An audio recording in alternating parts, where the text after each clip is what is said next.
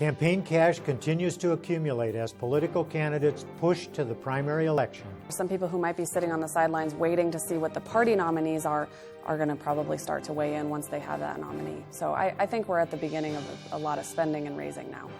Tonight on Arizona Week, we follow the campaign money. Where's it coming from?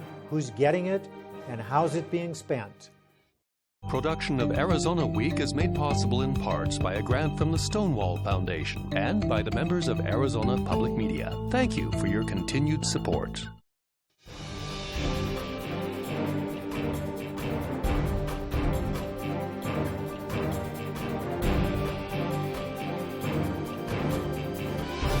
Once again, your moderator, Michael Chihak.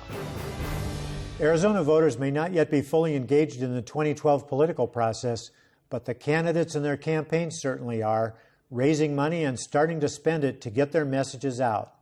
Also engaged in the process are Arizona Public Media political correspondents Andrea Kelly and Christopher Conover, who've spent the last few days poring over the latest campaign finance reports so they can tell us what's in them. Welcome to you both. Thanks. Christopher, let's start with political action committees because they're on a different reporting cycle than what the candidates report on. Tell us a little bit about how that works. Exactly. Candidates, federal candidates, are required to report once a quarter. And then there are some sub-dates in there. There's a pre-primary and a pre-general and a post-primary and a post-general. But generally the rule of thumb is once a quarter. Now, political action committees, PACs, can report quarterly also. However, they have the option of reporting monthly. And a lot of the super PACs are reporting monthly. Their paperwork is so much, I think it's just easier for them very often to do the monthlies. And today is the day the monthlies are due. Now, we won't see those till the very end of the day. They don't send them in generally at 9 a.m. They wait until the very end of the day. So it's with a Friday, we really won't get a good look at them till Monday. Now, as we're talking about these, we'll talk about the various kinds of PACs there are. But in general, a PAC is an independent committee that raises money and spends it for candidates, right, Christopher? Exactly. There are different types of PACs. The ones that are really getting all the attention now are these super PACs. And there are no limits on how much you can give to a super PAC. But the trick on the super PACs is, and how they get away with this, for lack of a better term, is they can't coordinate with a campaign. For example, if Michael Chihak were running for office and I were running a super PAC, our campaigns, our staffs could not talk about coordinating the message. I could buy messages on your behalf supporting you, saying, vote for Michael Chihak or whoever, or I could buy messages that say, vote against your opponent, but our staffs cannot talk. I won't be a candidate ever. So, Andrea, tell us, what are the general trends we're seeing with PACs right now? Well, we're seeing a lot of activity in PACs in Arizona. This, of course, all started with the presidential primary and has continued on into the special Congressional District 8 election. So while PACs might not be up and running or up and spending in other states as much, we've already had a few election cycles where they're interested in trying to convince voters in Arizona. And one of those is that CD8 race, and we'll talk about that in a little while. Andrea, PACs are playing a big role in the presidential election, too, of course.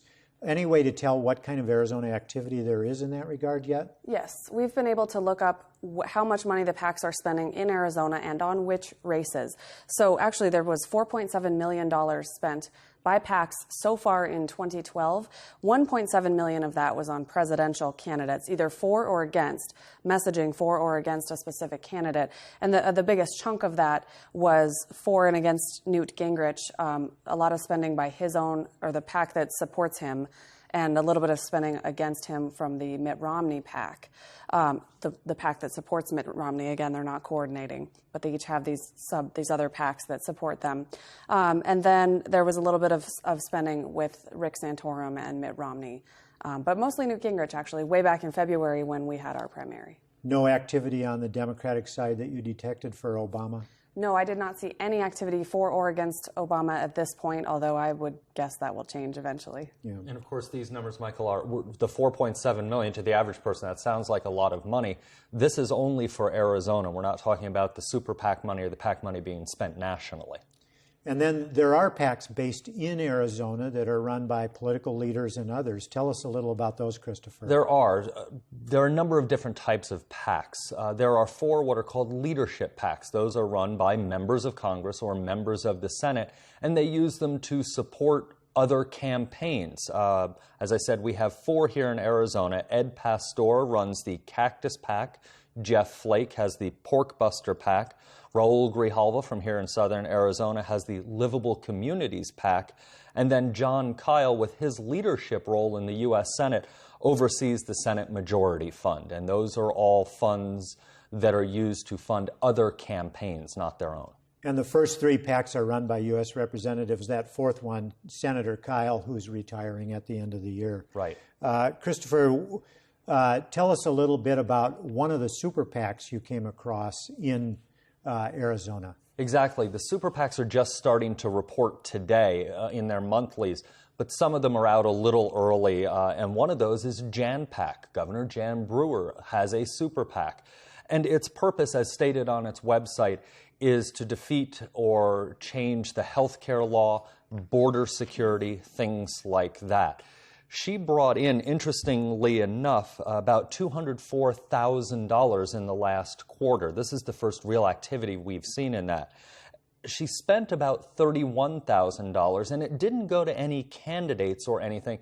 What most of it actually went to was Amazon.com, buying copies of her book, which she then signs and gives to any donor to the PAC over $100. Her book, Scorpions for Breakfast. Exactly, exactly. The big thing of note was who gave money to Jan PAC, and there's one in particular nationally that popped up, the Arizona Cardinals football team. Now, we see owners of professional sports teams and we see players on professional sports teams give money to politicians. They are private citizens, they can do that.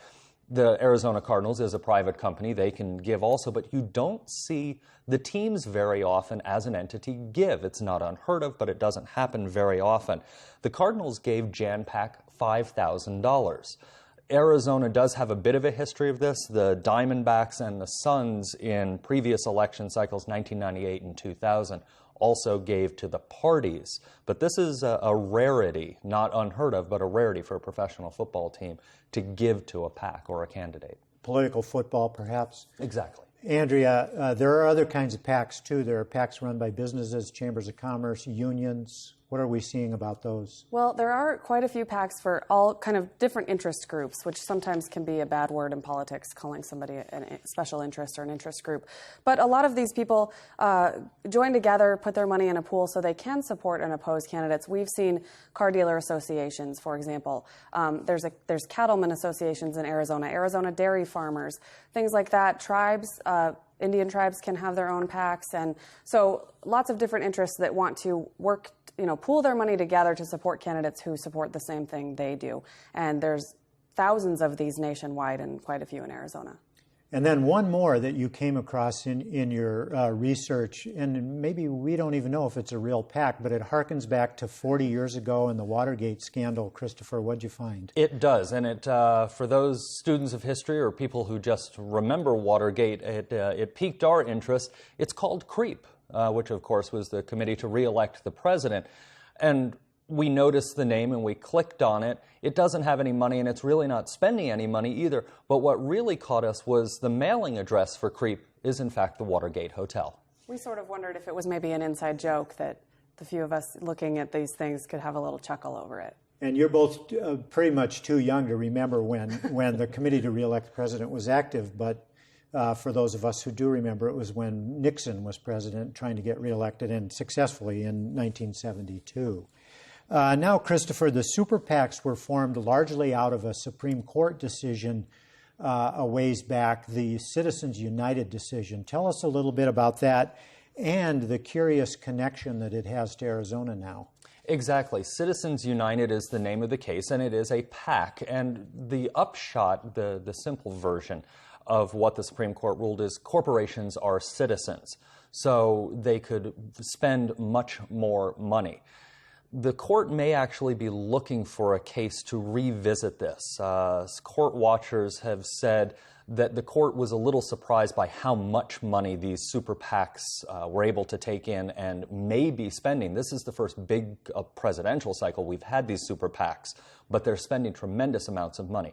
Now, Citizens United, the named party in that case, was a big supporter of Jesse Kelly, the Republican who was hoping to be the representative from CD8 here in southern Arizona to replace Congresswoman Gabrielle Giffords. They were a big supporter of his.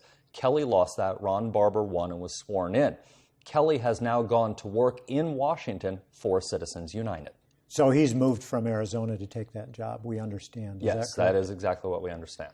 So that gets us into the congressional district reports, Andrea. Let's start by finishing off the business with CD8. The race is behind us. The district no longer exists, except for election purposes, it no longer exists. So what happened in that race? What were the spending reports showing? We saw a lot of spending both from the candidates themselves and also, again, the PACs we've been talking about. Between Ron Barber and Jesse Kelly alone, their two campaigns spent $2.3 million. It was about $1.4 million spent on the Barber side and about $900,000 spent on the Kelly side, convincing voters that each of them was the best to represent the district. And then in these outside groups, these outside PACs, we saw another $1 million supporting or opposing Barber from these outside groups and another 1.2 supporting and opposing Kelly. So we saw a lot of money coming in trying to tell all of Southern Arizona voters how to vote on that. And then we also looked at the fundraising and spending by the candidates. As I said, they both spent a lot in the race. Overall, Barber raised about $1.4 million during the cycle, and Jesse Kelly raised about $1 million. So a lot of money in and out, but it also was a compressed cycle, so it might be just a taste of what we're going to see in some of our other congressional races as the year goes along. And we're starting to see some of that already. Christopher, let's start with Congressional District 1, a brand new district that we'll show a map to our viewers on, touching northern Pima County and stretching all the way to the Utah line to the north, so a big sprawling district. What are we seeing in the finance reports there so far? What makes this such a new district is it now touches Pima County. It's always been north of Pima County, but now it does touch Pima County. We have a number of people in this race. The big money getters were Ann Kirkpatrick, a Democrat who held this seat a few years ago and is trying to win it back after having been defeated last time, and Jonathan Payton, who people in Pima County know. He's run for Congress before. He's been in the legislature. In Tucson, he sat on the Rio Nuevo board for a while, so a well-known name. They were the big money getters, the big names for their parties. They both also have primaries to deal with. One of the things we looked at, which was particularly interesting, was PAC spending or PAC investments versus individual contributions. And we have a graphic on that for Payton and Kirkpatrick. And what we found for Kirkpatrick was she brought in about $130,000 from PACs, $9,000 of which came from within Arizona, while Payton brought in only $24,000 worth of PACs and $15,000 from which were in Arizona. Kirkpatrick raised from individuals she raised $154,000 from individuals, and Payton raised $280,000 from individuals, but their overall fundraising numbers are only about $25,000 apart. The difference was the PAC money for Kirkpatrick. And Andrea, what are we seeing money being spent on in District 1 so far? It's the same things we usually see in a lot of the campaigns. It's a lot of fundraising consultants so that they're putting on fundraisers to bring in this money, kind of that you have to spend money to make money.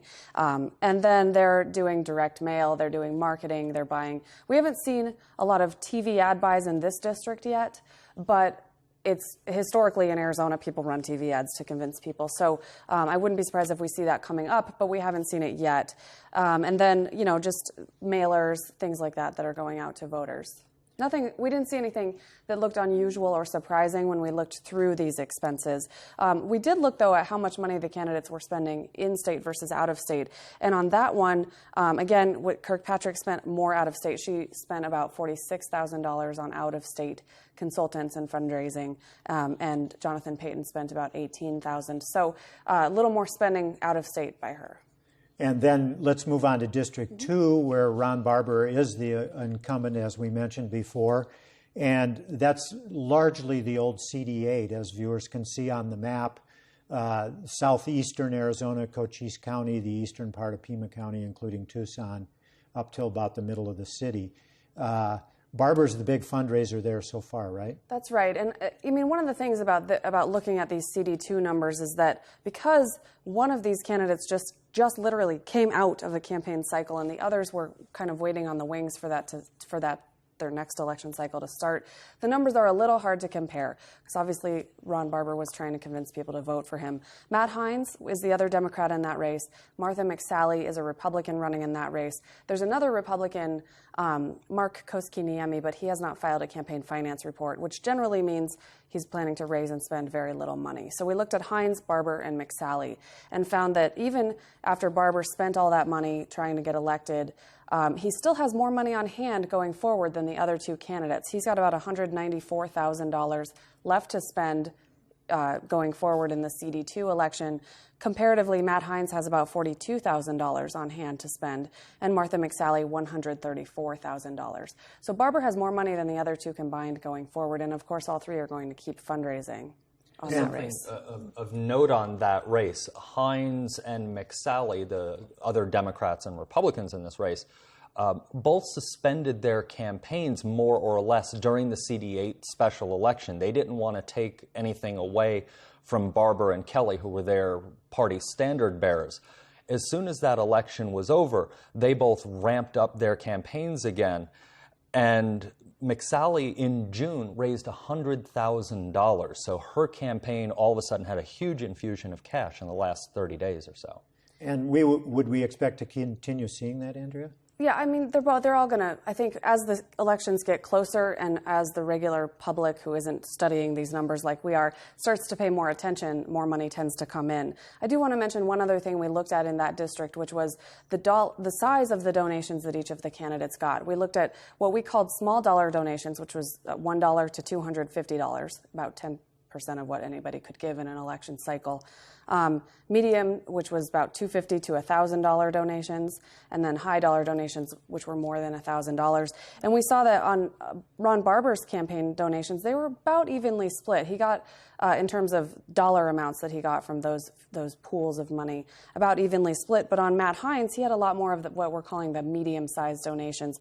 72% of his donations came from that, in between $250 or $1,000 each donation. And then on Martha McSally, it was the other way. She had a lot of higher dollar donations compared to the other candidates. And then, Christopher, spending patterns in CD2, same as what we're seeing elsewhere? Exactly. Barber spent a lot of money outside of CD2. Now, granted, again, it's interesting to look at because he's been running a campaign, and the dates we looked at include the end of the CD8 special election. He spent over $1 million outside, and it was on things like consulting and fundraising, outside staff salaries. There was a lot of Washington consulting going on. Matt Hines has spent about $1,800 outside of Arizona, again on consulting and Facebook ads. He's put a lot of money into Facebook ads. And Martha McSally, because she ran in the CD8 special election, her report shows the end of that cycle when she had a lot of TV ads, and a lot of that media was done by outside Arizona groups. Now let's move on to Congressional District 3, Andrea, which is in southwestern Arizona, including the western part of Tucson and Pima County. The incumbent there, Raul Grijalva, a Democrat, been in Congress now a decade. Amazing to think about that he was first elected a decade ago to that seat. That's off true. Of the Board of Supervisors.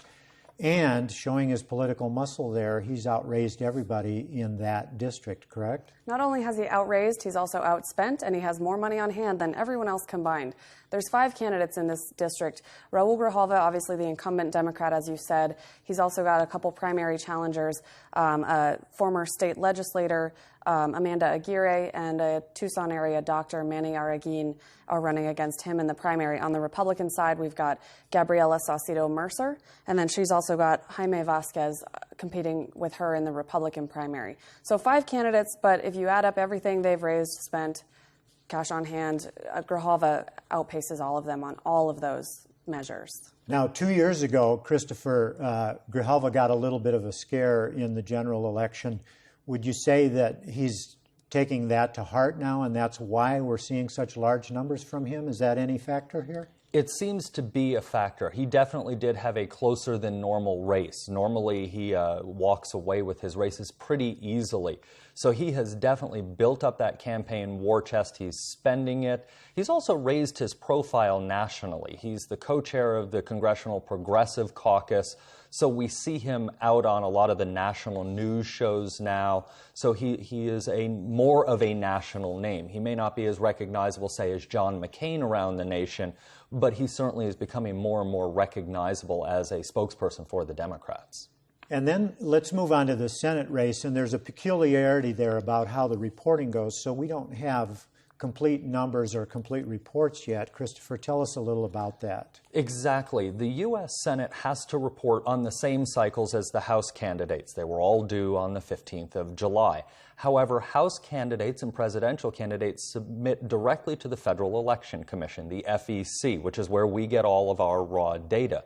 The Senate candidates submit to the Senate, and then the Senate sends that data to the FEC. All the other reports are electronic. The Senate's are still typed out, if you will, or hand done. They're obviously typed now, but they're printed, sent to the FEC, which then has to scan them in order to get them in an electronic format. So there is a lag in seeing the Senate numbers. While they're in, we haven't seen the raw data yet. So we don't know anything about how much is being raised by the Senate candidates. Well, we do know what they're saying they raised, and because they've talked to reporters in Arizona and told people what they've raised and spent. What we're lacking is the ability to check that ourselves. So what we've heard is that Congressman Jeff Flake, who's seeking the Republican nomination, raised about $900,000 in the last quarter. All of this that we're talking about is the second quarter of 2012, covering April, May, and June. So that he raised about $900,000 to bring his total cash on hand to about $2.7 million. Another Republican in that race, Will Cardin, raised $95,000, which is obviously quite a bit less, about 10%. But he has $2.4 million on hand, according to reports we've seen. And that's because he's been spending a lot of money, but he's put in a lot of his own money. He's put in more than $7 million of his own money, which candidates that's perfectly acceptable. They're allowed to do that. So he's been spending his own money more than he has been spending donations that people gave him. And then the Democrat in the race, who raised the most money, Democrat Richard Carmona, raised $1.1 million and has about $1.6 million on hand. There are a few other people running in the Republican side, but they're raising far smaller amounts. What's interesting in this race is this is the only active race, if you will, that we're seeing outside spending in right now. And Jeff Flake has gotten support from a group called Club for Growth. He's gotten opposition ads from Secure Arizona PAC, and Will Cardin has gotten direct opposition from Club for Growth. And combined, about $120,000 has been spent on this race right now from outside. Considering this race still has months to go, this may be a harbinger of some things to come in this race. And one note on that is a lot of times we see some of these groups waiting to weigh in until the primaries are decided. So you might have a group that's going to support whichever Republican wins, but they're waiting to start supporting that person or opposing Carmona if he wins the Democrat nomination until they know what candidates they're working with. So I think after the primary, we'll see more money coming in, even more money coming in on this. The dynamic here is that Carmona, unopposed, can pretty much save his money till he gets to the general, but Flake has to spend money to fend off Cardin. Flake considered the favorite in that primary race. How is that going to affect him and fundraising going down after the primary, assuming he wins it? It will definitely affect him. Will Cardin is basically a political newcomer, but he's got so much money, much of it his own, he's self-financing to a great deal, that he's running ads and he's forcing Jeff Flake to respond. If Jeff Flake had less well-financed opponents, he probably wouldn't be running ads right now. Outside money probably wouldn't be involved right now. He'd probably be looking directly at Richard Carmona. This lets Carmona sit back, let Flake and Cardin beat each other up, and Carmona just gets to sit back and save his money. And Andrea, should we expect to see even bigger spending, as you both seem to be suggesting? Because The Senate is at play, according to the Republicans. They want to capture a majority of the U.S. Senate. And this seat, for them to retain it, Kyle has it now, they want to keep a Republican in it, for them to have that chance.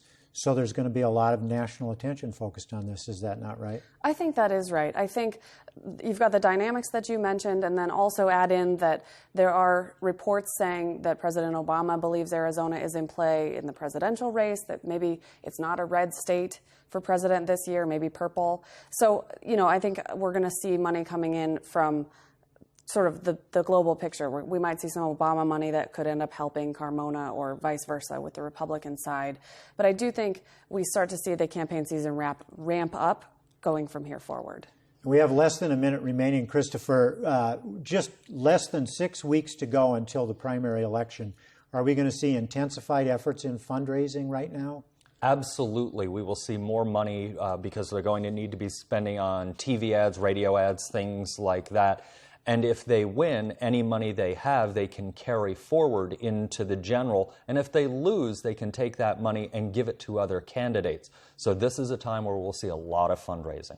And Andrea, once the primary is over, in just a few seconds, tell us it really starts getting big as far as the fundraising goes, right? As I was saying before, some people who might be sitting on the sidelines waiting to see what the party nominees are going to probably start to weigh in once they have that nominee. So I think we're at the beginning of a lot of spending and raising now. Andrea Kelly, Christopher Conover, political correspondents for Arizona Public Media. Thanks for that great report. Welcome. Everything we've talked about this evening and much more is detailed on the Election Center of our website at azpm.org. Just look for the Your Vote 2012 logo and click on it. Besides the campaign finance information and stories, you'll find other campaign news, maps of Southern Arizona's congressional and legislative districts, and beginning Monday, video bios of the candidates who are seeking your support in the primary election, plus the latest national campaign news from NPR and the PBS NewsHour's polling and mapping data. That's all at azpm.org, Your Vote 2012 Election Center. That's our program for Friday, July 20th, 2012. Next Friday, a report on the growth of solar energy in Arizona, including our visit to the state's largest solar collector facilities near Gila Bend. Look for our briefing on it at azweek.com starting Monday. For Arizona Week, I'm Michael Chihak.